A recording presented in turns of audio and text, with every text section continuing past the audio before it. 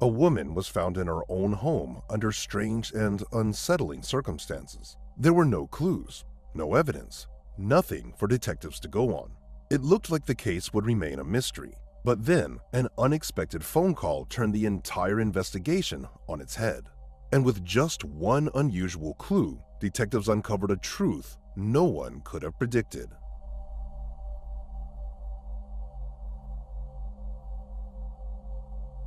Kathy Blair was born on May 31, 1961, in California.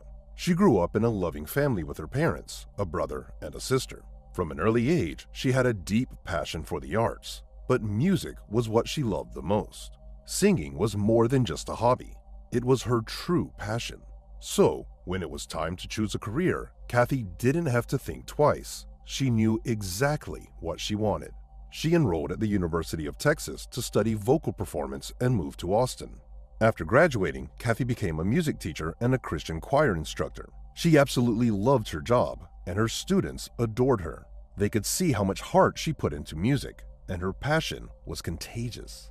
Over the years, Kathy was married twice, but both marriages ended in divorce. She had 2 children, a son and a daughter, whom she raised on her own. In 2013, when she was 52, Kathy moved into a new home in a quiet, safe suburb of Austin. She had been dreaming of a place that checked all her boxes, and she had finally found the perfect one. By then, her children were grown and living on their own, while Kathy continued her work in music and led the choir. In December 2014, her son Joe came to stay with her for a few weeks. He was 23 and serving in the military. Before his next deployment, he wanted to spend some time at home with his mom. On December 5th, Joe went out to meet some friends and didn't return home until almost noon the next day. As he walked into the house, he called out for his mom, but there was only silence. Feeling uneasy, he started checking the rooms one by one until he reached Kathy's bedroom. What he saw there was horrifying. She was lying on the floor next to her bed, surrounded by a pool of blood. Joe knew immediately she was gone. Panicked, he ran outside and called the police. When investigators got there, they quickly confirmed that Kathy had been dead for several hours. And from the sheer amount of blood at the scene, it was clear this wasn't an accident. This was murder. While the medical experts examined the body, police officers began processing the crime scene. One of the first things they noticed was that the drawers from a large jewelry box in her bedroom had been pulled out and were scattered on the floor. It looked like the killer had taken some of Kathy's jewelry, leading detectives to consider robbery as the primary motive. But something about that theory felt off. For one, the intruder hadn't taken anything else. Valuable items like Kathy's laptop, phone, and other expensive things were left untouched, right out in the open.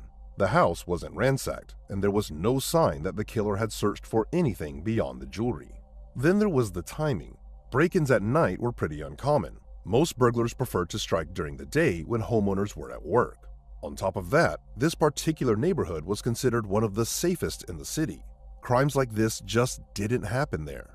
Another strange detail was the sequence of events. It seemed like the killer had murdered Kathy first and only then started searching for valuables. Bloodstains on the jewelry box drawers and other parts of the bedroom suggested that the attack happened before the so-called robbery began.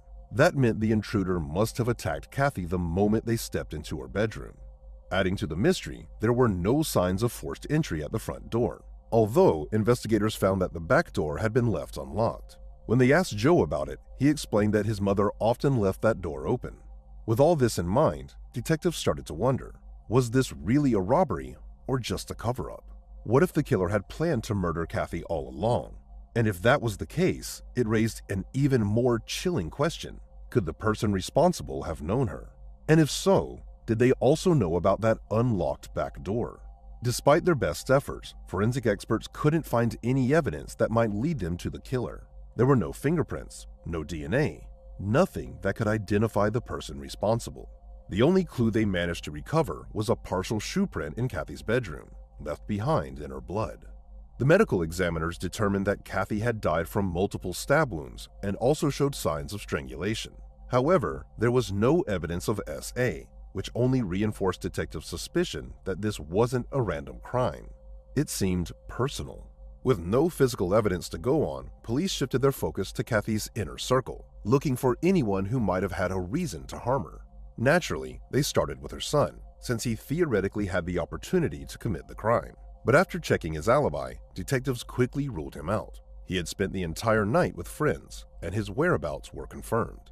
Next, they spoke with Kathy's friends and coworkers, hoping to uncover any conflicts or grudges. But according to everyone they interviewed, Kathy had no enemies. She was well-liked, never got into fights, and devoted most of her time to the choir. Just when it seemed like they had hit a dead end, detectives came across a lead. Several of Kathy's close friends mentioned that she had frequently talked about her second ex-husband, the man she had divorced 4 years before the murder. According to Kathy, their breakup had been anything but smooth. Her ex-husband wouldn't leave her alone. He kept showing up, refusing to let go. At one point, she even told friends she was worried for her safety and asked them not to tell him where she had moved. Detectives tracked the man down and discovered he was living not far from Austin.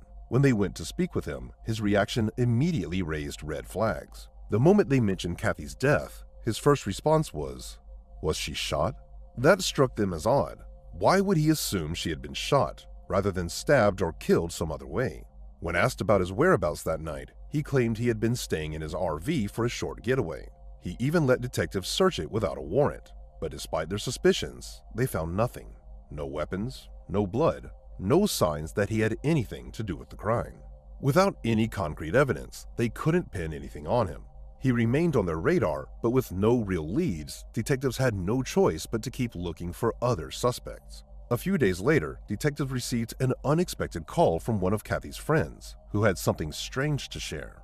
She and a few others had organized a memorial service in Kathy's honor, and during the ceremony, a man they didn't recognize stood up to give a speech. From the very first words out of his mouth, something felt off. His tone, his mannerisms, everything about him made the guests uneasy. But the strangest part was that no one there knew who he was. These were Kathy's closest friends, yet not a single one of them had ever seen this man before. And as he spoke, it became clear that he hadn't actually known Kathy either. His words didn't match reality, almost as if he was making things up on the spot. Curious, detectives asked around, and one of Kathy's friends finally recognized him. He had seen the man before. He worked as a sales clerk at a local women's clothing store. Police tracked this person down and questioned him. The man admitted he had never met Kathy. He said he had read about her murder in the news, felt sad, and decided to attend the memorial. His explanation was pretty weird, but there was no real evidence linking him to the crime. So, with nothing to hold him on, detectives had to move on, still searching for their killer. For several days, the case remained at a standstill until an unexpected twist changed everything. A man named Rob called the police, saying he had something they might want to see. According to his story, he had recently bought a new scope for his hunting rifle. This wasn't just any scope. It was equipped with a thermal imaging camera. Excited to test it out, he decided to take a walk in the early hours of December 6th, heading toward a wooded area near the edge of his neighborhood. As he walked, a car slowly drove past him before pulling over to the side of the road. A few seconds later, a man stepped out and headed down one of the nearby streets, disappearing into the night. At the time, Rob didn't think much of it, but later, when he saw the news about Kathy's murder, something clicked. The man he saw had been walking in the direction of her house.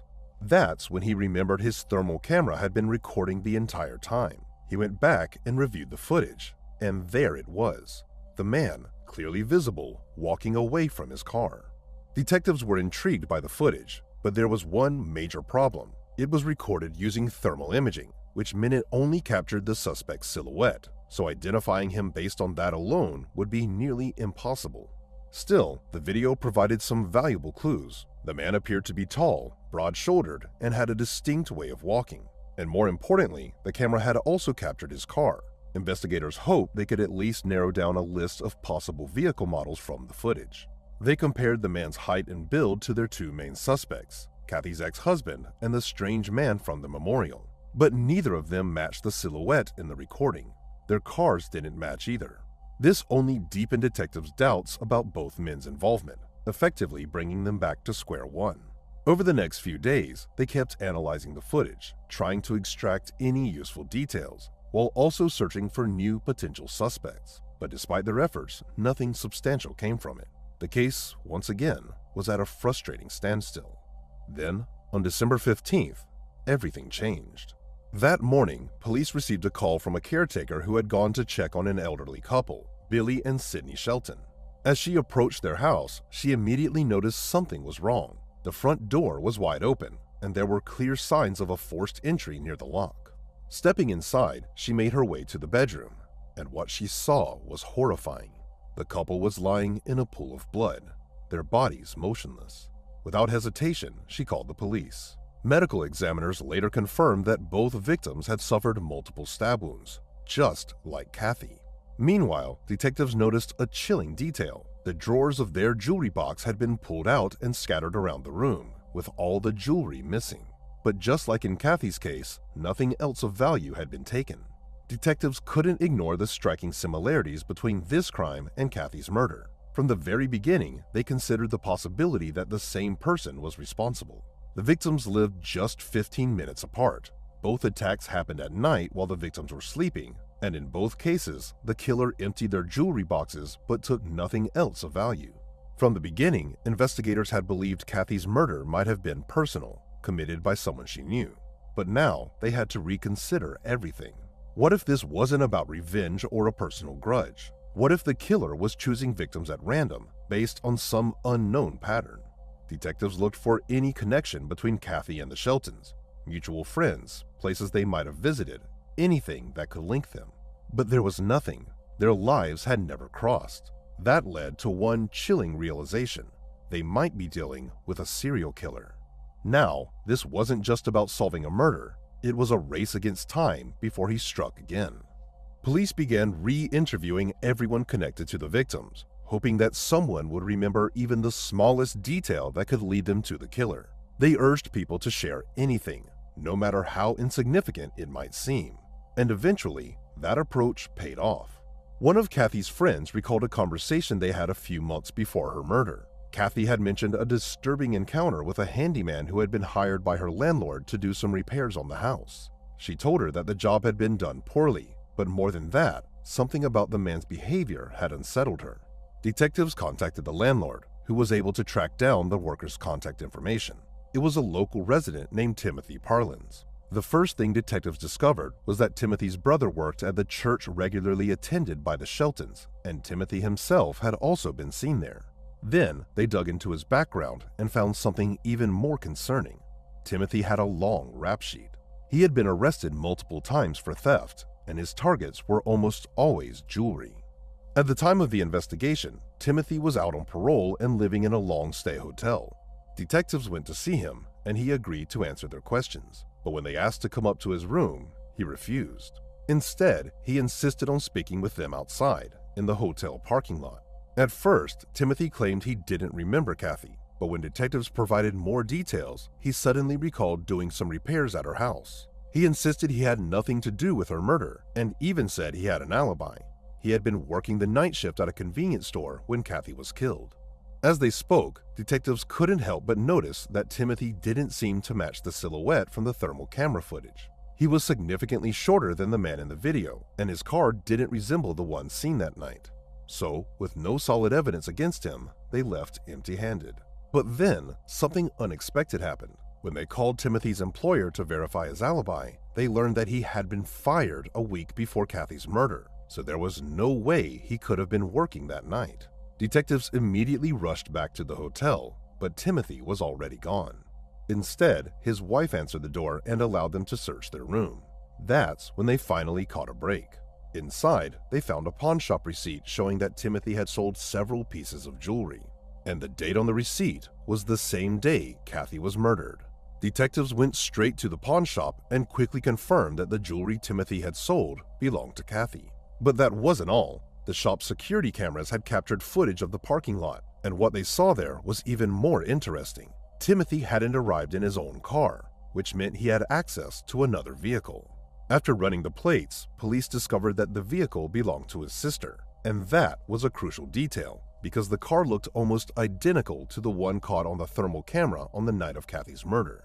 That was enough for detectives to secure a warrant to search the vehicle. As soon as forensic experts started examining the car, they found traces of blood on the front seat and the floor. When the lab results came back, they confirmed the worst. It was Kathy's blood.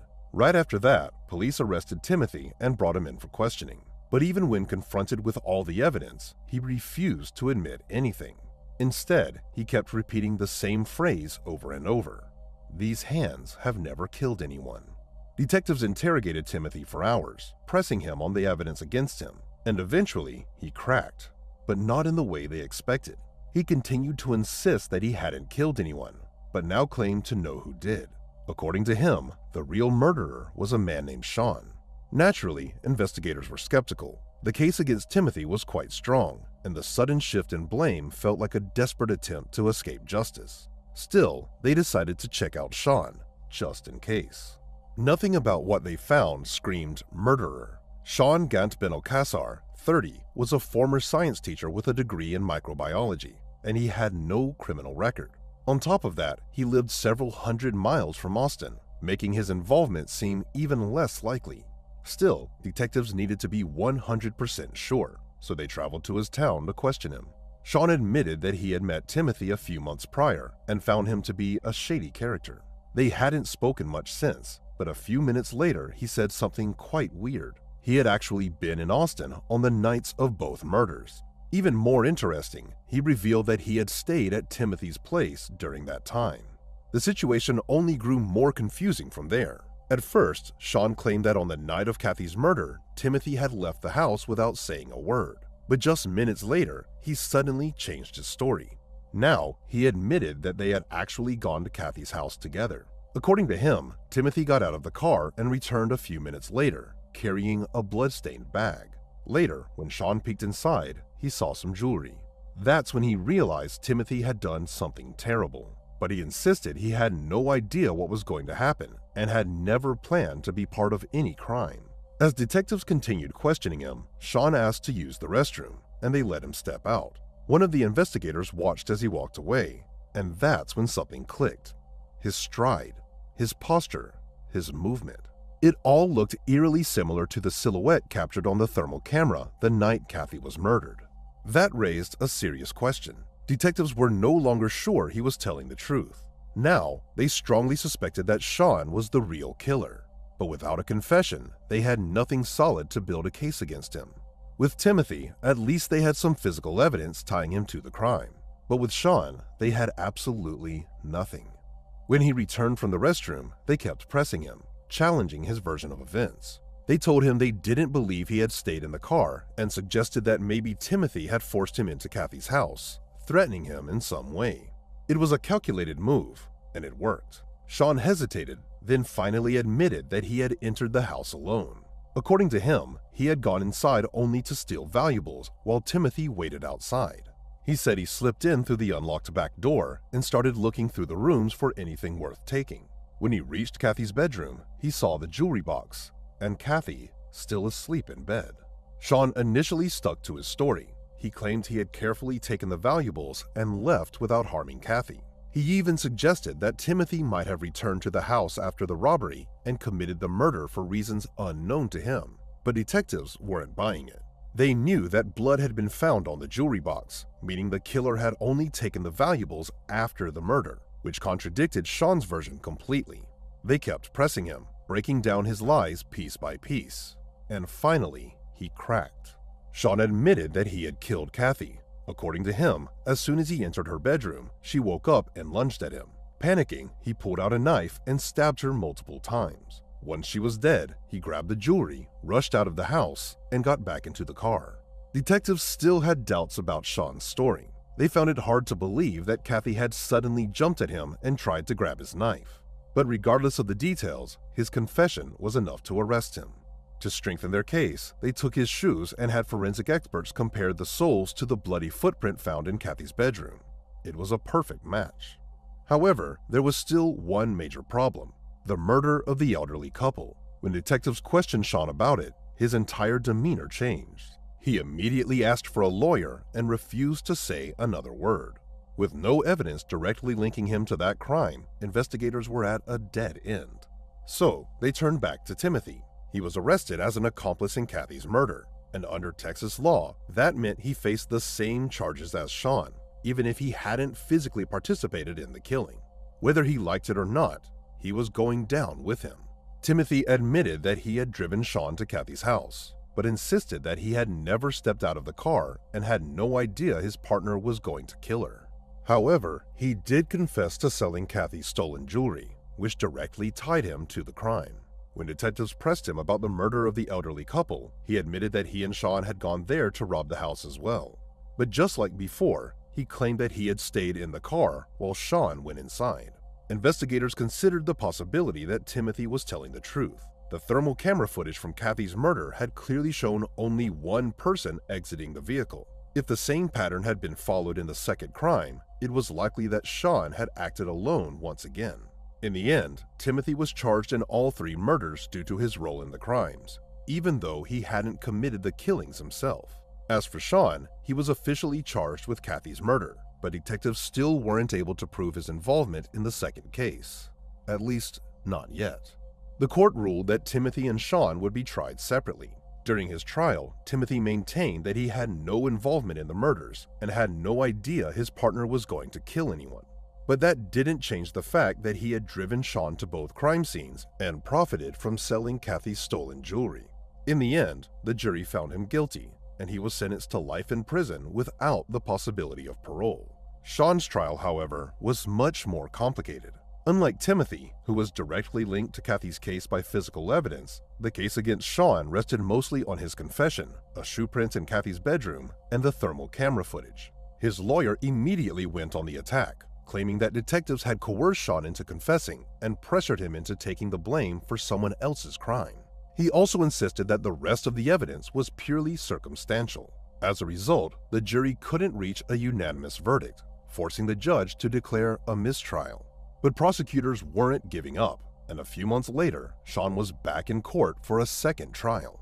This time, the prosecution managed to convince the jury of Sean's guilt, and he was sentenced to life in prison without parole for Kathy's murder. However, despite strong suspicions, he was never officially charged in the killing of the elderly couple. Investigators were certain he had committed those murders as well, but without solid evidence, they couldn't make the charges stick. In the end, both men faced justice, but there were still unanswered questions in the case. Detectives were never able to determine why Sean had killed his victims. If Kathy had really woken up while he was in the bedroom, he could have simply run away. It was pitch dark, and she wouldn't have been able to identify him. The only thing they could reasonably conclude was why Timothy had chosen Kathy as a target for the robbery. It seemed likely that he had held a grudge against her ever since she complained to her landlord about his poor quality repairs months earlier. That complaint had affected his paycheck, and he may have resented her for it. Whether that resentment played a role in what ultimately happened that night, no one could say for sure. But one thing was clear: what started as a simple burglary had ended in cold-blooded murder. As for the elderly couple, detectives had no solid theories about the motive behind their murders. They considered the possibility that Timothy had interacted with them at church and that some kind of conflict had led to his resentment, just like with Kathy. But that was purely speculation. When it came to Sean, investigators couldn't rule out the possibility that he had no motive at all, that he simply wanted to kill. If that were the case, then there was every reason to believe that he would have continued murdering if he hadn't been caught. One final crucial detail about Sean's second trial was how much weight the prosecution placed on the thermal camera footage. That single piece of evidence ended up being the deciding factor in securing his conviction. If that neighbor hadn't decided to test out his new thermal scope in the middle of the night, and if he hadn't happened to record the exact moments Sean left his car, the case against him might have fallen apart completely. Sean could have walked free. Share your thoughts on this story in the comments section, and don't forget to press the like button if you enjoyed my video. Thank you for watching.